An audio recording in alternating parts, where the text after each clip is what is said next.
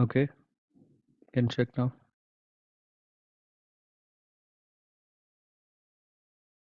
Yes, Prabhuji. Now I see.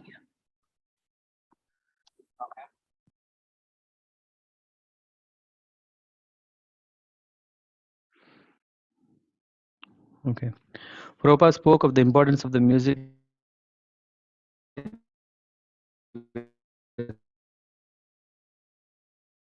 the Samveda. He said is full of music. And slowly 3 verses of Srimad Bhagavatam. Matirna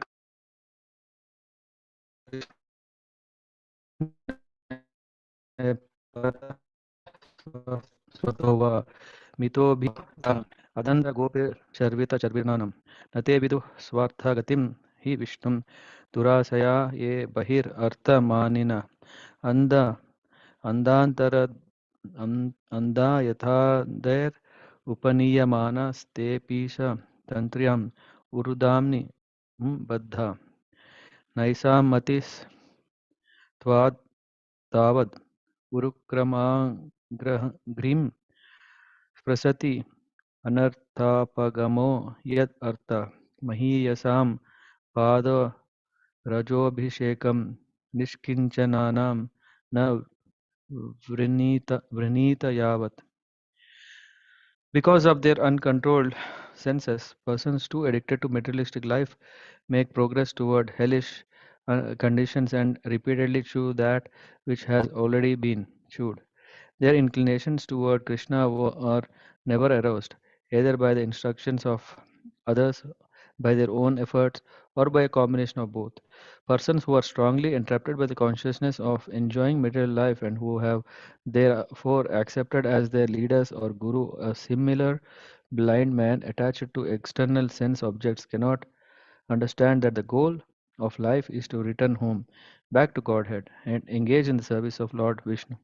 As blind men, guided by another blind man, miss the right path and fall into a ditch, materially attached men, led by another materially attached man, are bound by the ropes of fruitive labor, which are made of very strong cords, and they continue again and again in the materialistic life, suffering the threefold miseries. Unless they smear upon their bodies the dust of the lotus feet of a Vaishnava, completely freed from the material contamination, persons very much inclined toward materialistic life cannot be attached to the lotus feet of Lord, who is glorified for his uncommon activities. Only by becoming Krishna consciousness and taking shelter at the lotus feet of the Lord in this way can one be freed from the material contamination. Srimad Bhagavatam 7.5.30.32. Then Prabhupada asked his guests what philosophy they were following. Following? John asked. We don't follow anything, Yoko said. We are just living. We have done meditation, said George. Or I do my meditation, mantra meditation. They began to ask questions, and the same questions Prabhupada had heard so many times before. After hearing Prabhupada's explanation of Brahman, the all-pervading spiritual energy of the Supreme Personality of Godhead, Yoko doubted whether Brahman could remain pure or not deteriorate in time. Prabhupada advised that she would have to become a serious student before she could actually understand spiritual philosophy. John and Yoko, being devoted eclectics, had difficulty accepting Prabhupada's concept of Vedic authority. John, we still have to keep sifting through, like through sand, to see who's got the best. Prabhupada, no. One thing you try to understand. Why these people? If Krishna is not the supreme authority, why they are taking Krishna's book and translating? Why don't you try to understand? George, I am not saying Krishna isn't the supreme. I believe that there is a misunderstanding about the translation of the Sanskrit Gita into English. As I was saying that there are many versions, and I think we thought you were trying to say your version, your translation was authority and that the other translations were not. But we didn't really have misunderstanding as to the identity of Krishna. Prabhupada, that's all right. If you believe Krishna is the Supreme Personality of Godhead, if that is your version, then you have to see who is most addicted to Krishna. These people are 24 hours chanting Krishna.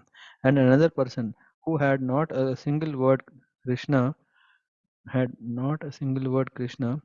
how can he become a devotee of Krishna?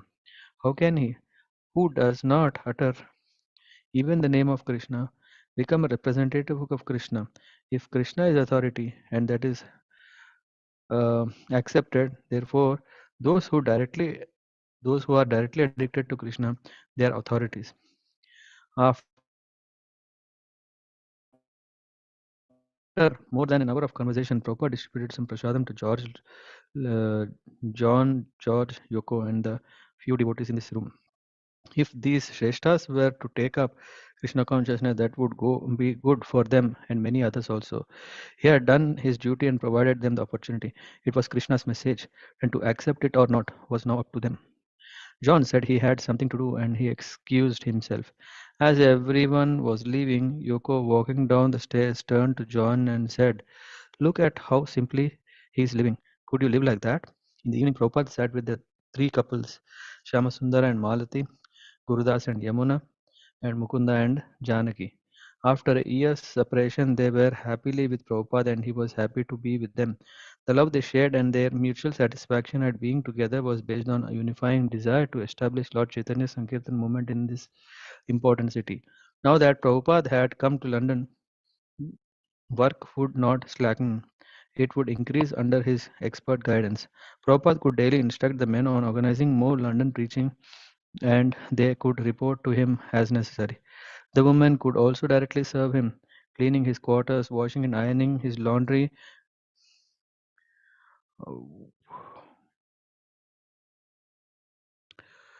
and cooking his meals.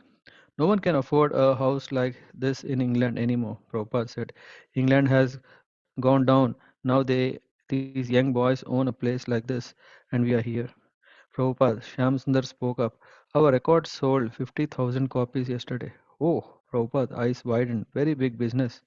Prabhupada said that their money and energy should go toward opening the temple in the city.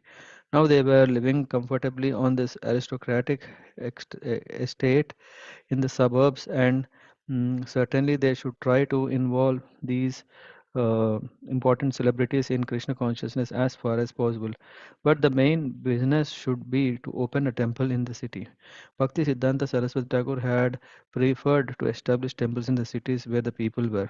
Of course, if George could give this place to Krishna and if the devotees could maintain cows and cultivate the land as in New Vrindavan, then that would be a different matter.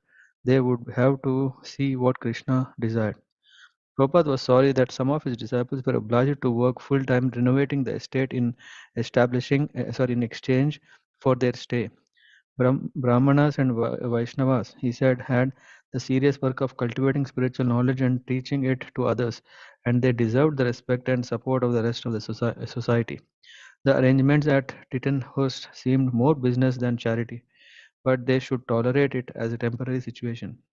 Prabhupada talked with Shyamasundara Mukunda and Gurudas about their struggle to get housing permit and renovate the temple downtown.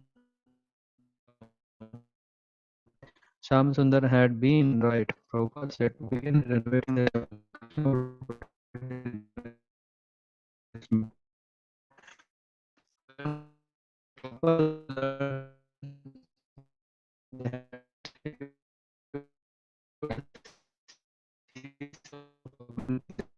lectures that would commit him to 3 months in London, he smiled.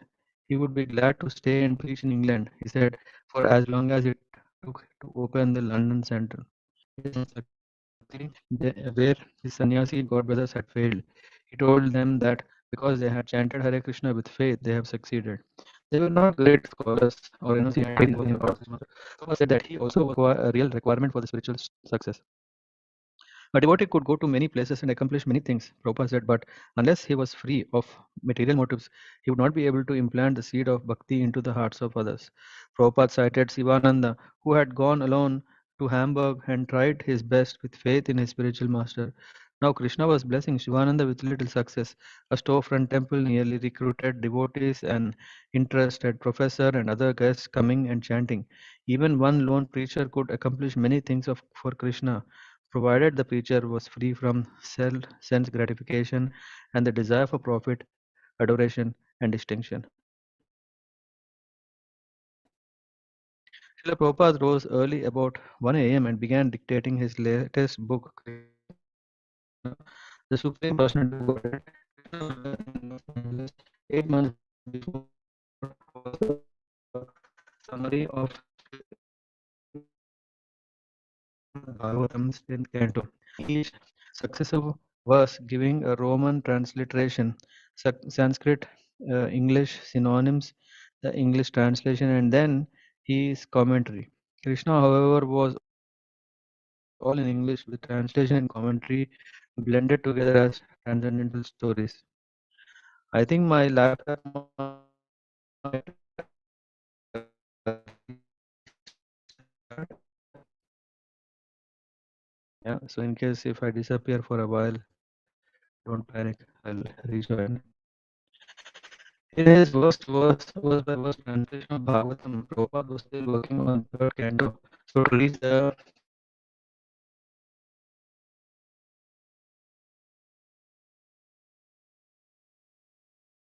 10th canto would take much passing away without giving the world an authorized, readable, being the record of transcendental literature. Now Prabhupada had enough manuscripts pages to print a first volume, complete with many color illustrations would be expensive. And Prabhupada had no Sorry, money, Prabhuji, but your he voice is depended breaking. fully on Krishna and translated quickly in the quiet of yes. Yeah, your voice was breaking. I mean, time to time. I'm not sure it's only for me or for others also. Um, It seems the internet is not proper, Prabhuji's side. yes. But now it was good.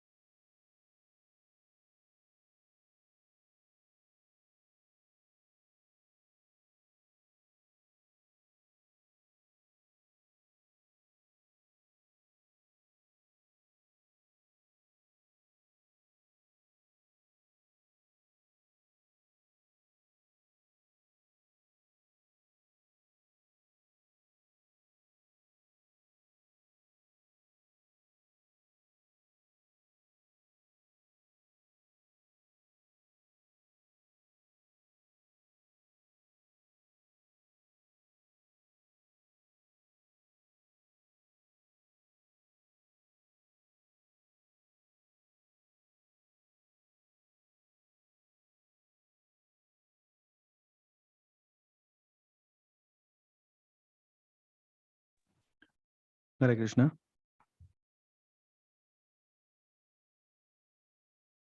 Hare Krishna, Prabhuji. Hare Krishna.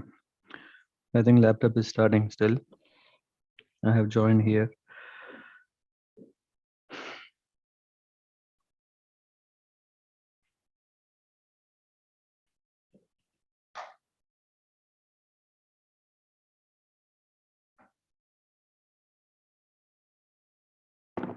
Hare Krishna.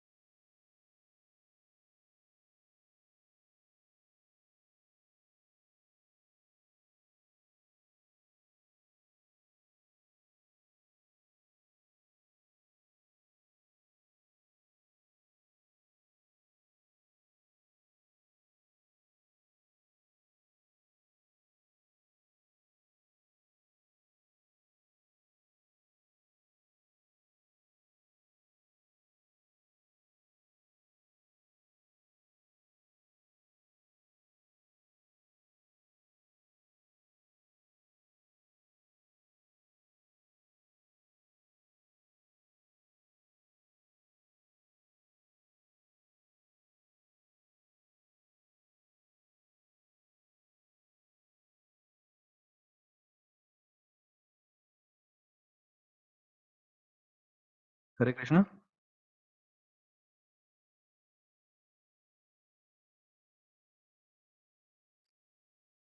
Hare Krishna, Prabhuji. Okay, I'm back.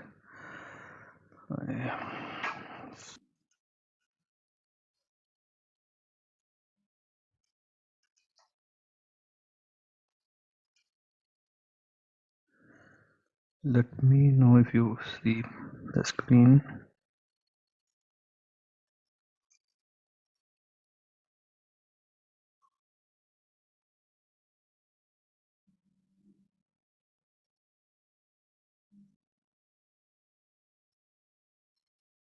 Okay.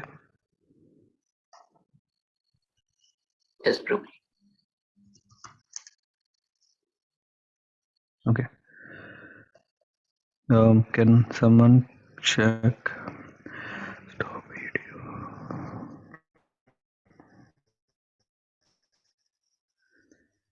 I Yes, think the Prabhuji, it's streaming is working. on, right? Yes. Okay. Then let's go on.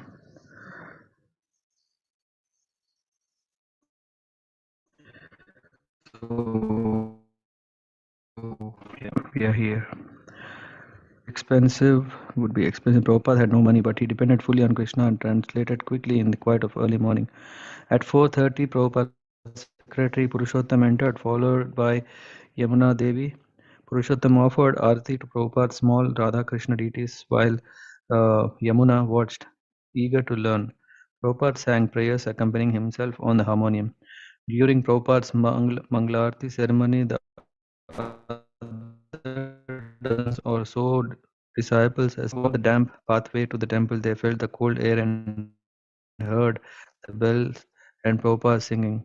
They could see through the pre-dawn mist the light coming from Prabhupada's window on the second floor, and the building looked like a lantern in the dark. Um, yeah. The sound of the harmonium drifted mystically through the trees. Later that morning, some of the devotees brought Prabhupada several Swami carried a foot high. Happy is Hare Krishna appeared with a photo of Prabhupada and the devotees, and the Daily Mirror showed Saraswati and one of the adult devotees. The Daily Telegraph, however, carried a different kind of article: Hindu temple protests. Conversion of office premises in Bloomsbury into a Hindu temple is being investigated by Ministry of Public Buildings and Works. The article began, the devotees neighbor neighbors at Bury Place had apparently complained about the renovation that had been going on for the past 2 weeks. The article quoted a um, Camden council member. If their planning application is not granted, it will cost them a lot of money. Prabhupada said that devotees should do everything they could to prevent delays and obstacles to their establishing the temple and installation of Radha and Krishna. He suggested they go daily into the city, work carefully and persistently with the officials, and secure the authorization. Meanwhile, Shamsundar should continue his remodeling work at Buri Place. For Prabhupada, such diplomatic and legal strategy was as spiritual as translating Krishna or singing before his deities.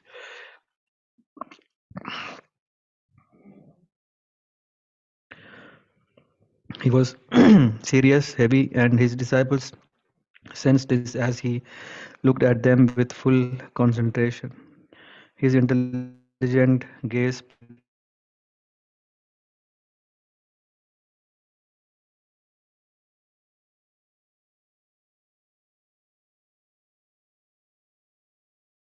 experienced, and he was sending them on a mature assignment that required both transcendental and worldly expertise. Serving as Prabhupada's menial messengers, and his disciples to bungle an important order because of her naivety or carelessness would be a spiritual disqualification. Prabhupada had often told them a Vaishnava is not a retired person who only sleeps and eats and chants Hare Krishna. Rather, a Vaishnava fights for Krishna, as did Arjuna and Hanuman. And as the devotee tries his best, working in full surrender, Krishna supports and protects him. Dawn arrived and time for Prabhupada's morning walk. The cold September night shrouded the morning in heavy fog. Some of the low-lying grounds were waterlogged this time of year, and even in the higher plots, the long grass would remain wet until mid-morning. This climate, Prabhupada admitted, is not at all suitable for me. But having heard of the beauty of the grounds, he insisted on taking his usual morning walk. Tittenhurst dated back to the 1770s, when the estate had been renowned for its many varieties of trees and shrubs, one of the most unusual collections in England.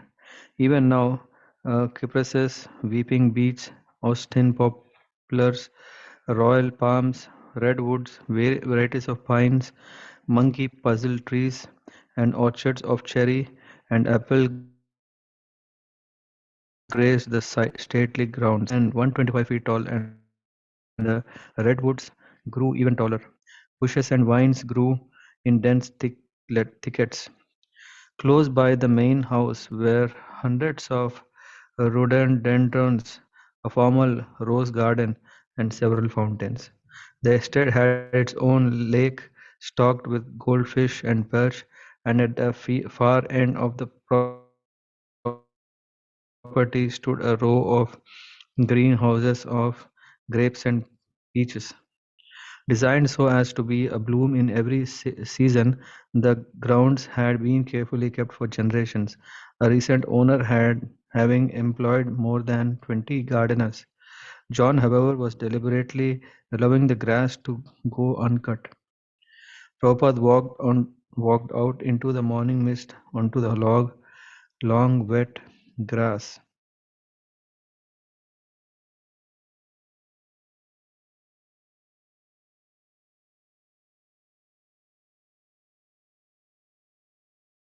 He wore a Russian hat with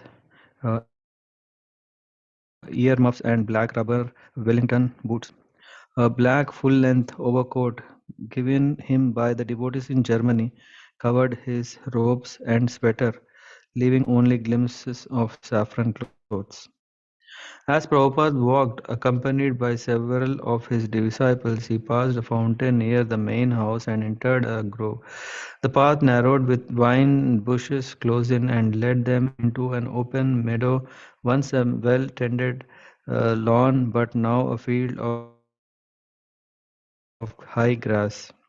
An area which, according to rumor, would soon be a helicopter landing field.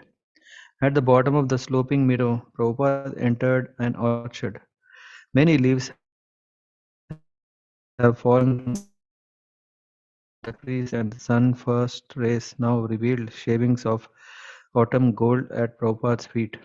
He stood under one of the trees, and the diffuse sunlight made the sky beyond the branches glow golden.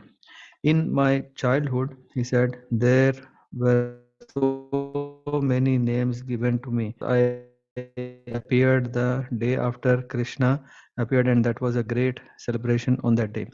I was called Nandu because I was born the day after Krishna, and I was also called Govardhan. One of my sister used to call me Kacha. I have been called so many names. As children, we were all very beautiful. There are always so many names given to them. But all these names, they all are dead and gone. He turned and began to walk again, saying nothing more on the subject. Prabhupada mentioned the British economy, which he said was sinking into the sea because of the pound's devaluation. So many British lords had gained their wealth by exploiting other nations. Now, having exhausted their good karma by they were suffering the results of their sins. They were too poor to maintain their great estates. They used to have 17 men working full time just on the garden. Prabhupada exclaimed, and now they cannot even pay the taxes, so they have to give the whole thing up, and it is falling into the hands of the Shudras. Ishana asked Prabhupada, how is that a person like me, from such a degraded background, can come to Krishna consciousness? Because you are intelligent, Prabhupada replied. I don't understand. Because you are intelligent, Prabhupada repeated. Ishana's wife, Vibhavati, asked, what is the meaning of spiritual master? Actually, I am not your spiritual master, Prabhupada replied. That title is simply a formality. You should think of me as your spiritual father, your eternal father. As they walked past a tractor, Kulashekara remarked, the tractor is very wonderful invention, isn't it? Prabhupada turned to Kulashekara. This tractor is the downfall of Indian village system. Why is that? It does the work for 10 men. Yes, Prabhupada said. Previously, the young men of the village would be engaged in plowing the field. Then this tractor came along and did the work of all those young men, and they had nothing to do. So they went to the cities to try to find work, and they fell into illusion. Stopping beside a clump of yellow grass, Prabhupada asked, why is this yellow grass different? No one answered. The other grass is green, he said, but this is yellow. What is the reason? Still no one answered. This yellow grass is drying up, Prabhupada explained, because the roots are not attached. Therefore it is yellow. Similarly, when we detach ourselves from Krishna, then we will dry up.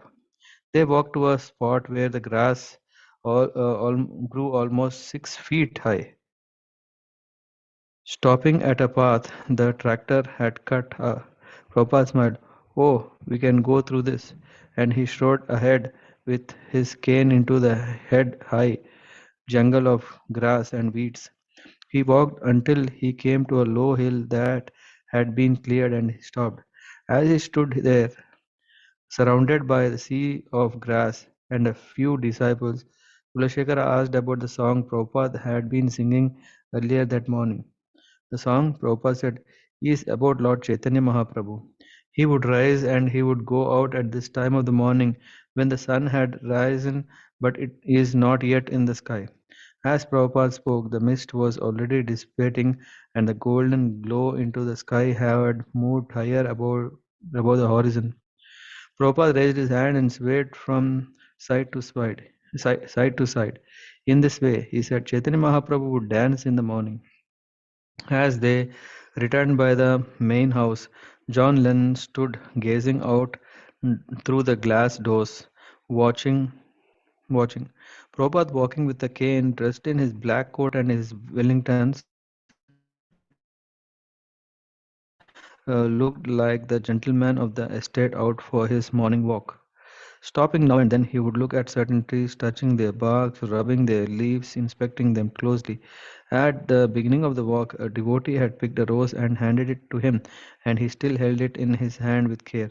He had walked for an hour. Everywhere the scenery had been beautiful, and everywhere he had instructed his followers in Krishna consciousness.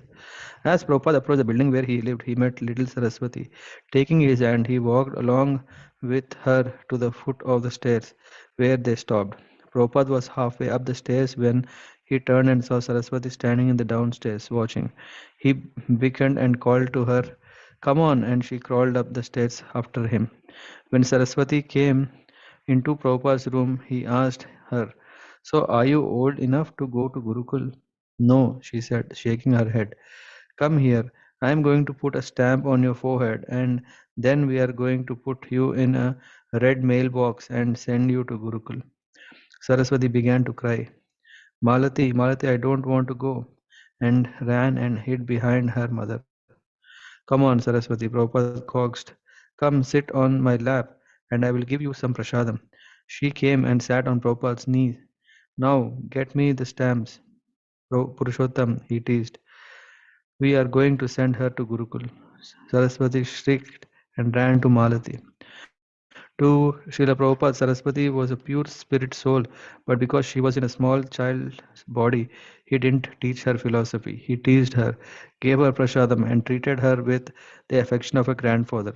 But through her attachment to him, she would become attached to Krishna. After breakfast, when the sun had warmed the air, Prabhupada opened his windows, sat down at his harmonium and sang bhajans. As he sang with closed eyes, his head shaking, he played the harmonium and Yamuna sat at the bottom of the stairs crying tears of appreciation. Prabhupada had been singing for a while when he stopped and called for Yamuna. Do you enjoy my kirtana? He asked.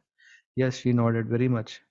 the prayers of Narottam Das Thakur. He said, this sound is above the material platform, it is directly from the spiritual platform, and there is no need of understanding the language.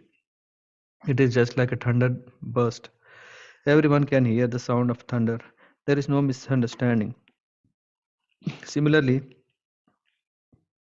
these songs are above the material platform and they crack like thunder within your heart. Why don't you come here every day during my chanting? That would be wonderful. Yes, said Prabhupada. From now on, we will record.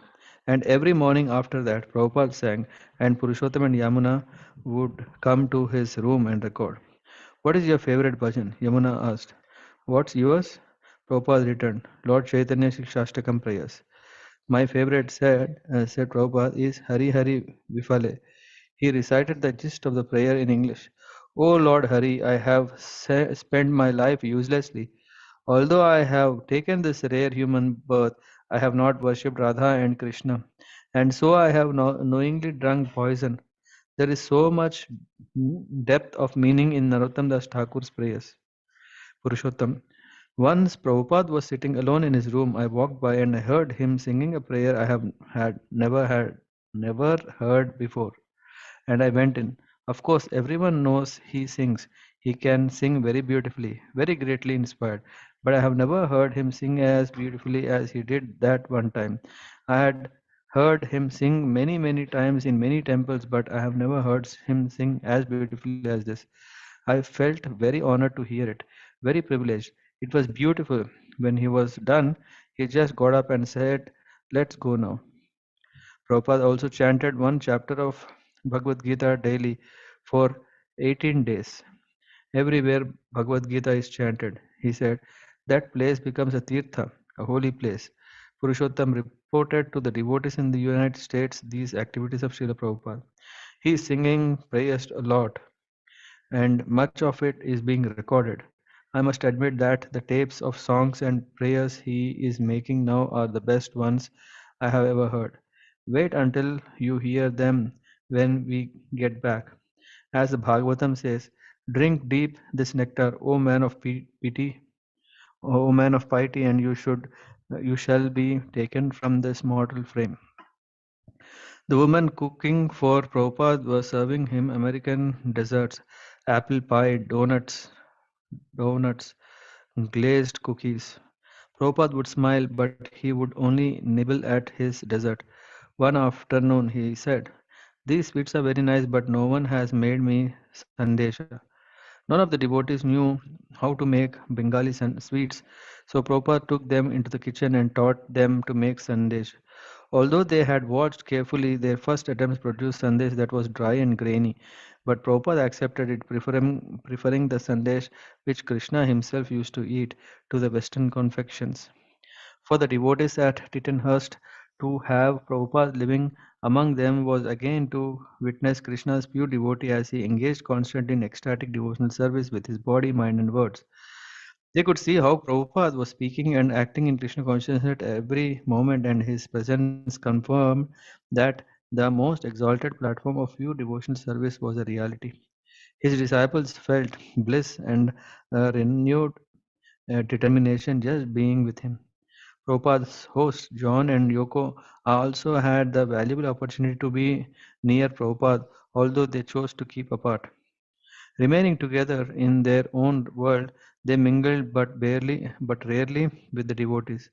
Prabhupada's men continued to work under John's manager, and John was content to let the Swami and his entourage stay. When the head gardener asked John how to treat the devotees, he said, let them please themselves. On hearing of certain activities in the main house, Prabhupada commented about the bad influence women sometimes have on men, but he kept out of John and Yoko's affairs. He had his own affairs in Krishna consciousness. Having been whisked from the airport of Tittenhurst, Prabhupada had seen little of London, and one day he asked Shyamasundar to take him on a tour of the city. Prabhupada had grown up in British Calcutta, hearing London praised as the seat of British world empire. So when he saw how small many of London's historic landmarks were, he was particularly surprised. At Buckingham Palace, he remarked, "We have many houses in Calcutta bigger than this." The Thames, celebrated in the ratings of British authors he had studied in college, was a disappointment also. It's a canal, he said. It's only a canal. In my mind, I thought it was bigger than Ganges. But the most interesting sight was the building at Sevenbury Place. City officials had recently granted the devotees permission to occupy the temple. That part of the battle was won. Now Shyamasundar and his few helpers had to finish the remodeling. On seeing the temple's location near the British Museum and Madame Tussauds Wax Museum, Srila Prabhupada became even more anxious than Shyamasundars fix an opening date as soon as possible. I'll stop here. Yeah, I'll stop here. Thank you very much.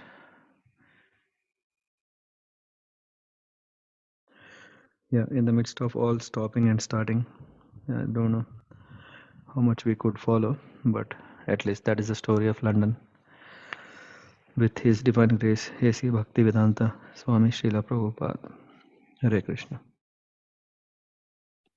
Thank you, Prabhuji. Very nice pastime with the little Saraswati and as Srila Prabhupada Yeah, was treated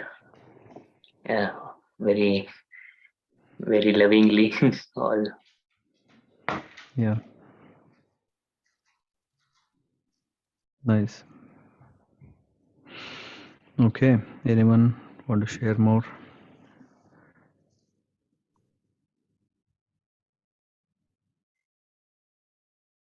Yes, thank you, Prabhuji. Very nice. So Prabhupada said that only a person who is free from material modes of nature can give the seed of bhakti. Yeah. Yeah. So when a new fight goes to a Madhyam Adhikari, so does it not like that he also gives a motivation to that new fight, or is it not like the seed of bhakti that is given to him? I don't know. Yeah. I don't know.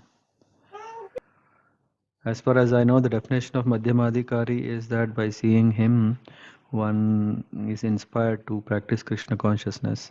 But whether is he giving the seed, I don't know. Yeah. As far as I understand from Nectar of Devotion, it is the case. But whether is he getting from one Madhyamadhikari or from the different Madhyamadhikari, I don't know. And whether we are considering a practitioner devotee like a sadhaka as a madhyamadhikari or not, I don't know.